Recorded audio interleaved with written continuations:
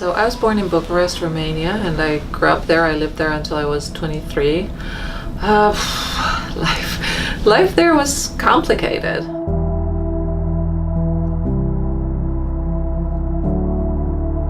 I mean, in a lot of ways, it was just normal life. I had a loving family, and that was, just normal childhood. On the other hand, it was complicated because of politics and because of what we learned and didn't learn. And I come from a family of historians, so there was always the notion of the real history being learned at home, but not at school, and sort of being able to differentiate between the two. And it got harder increasingly through the 70s and 80s because there were more restrictions, less rights, and so that ultimately led to our leaving.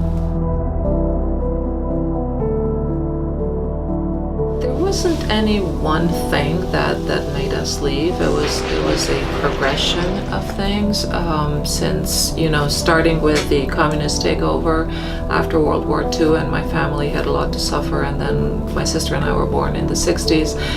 So things got better, things got worse, but ultimately it was this progression of feeling that you don't have some basic rights, and you can't for my parents, you can't offer your children a free life, and that kind of led to the ultimate decision of all of us leaving together.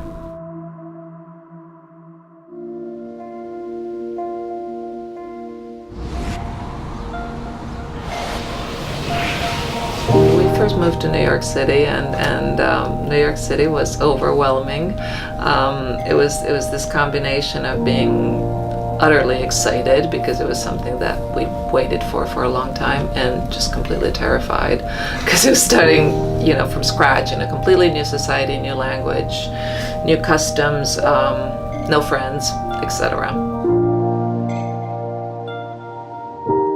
So we moved here to Orlando because of my job. I was recruited for this job at the Cornell Fine Arts Museum at Rollins, and it was just too good an opportunity to turn down. So we moved about 6 years ago.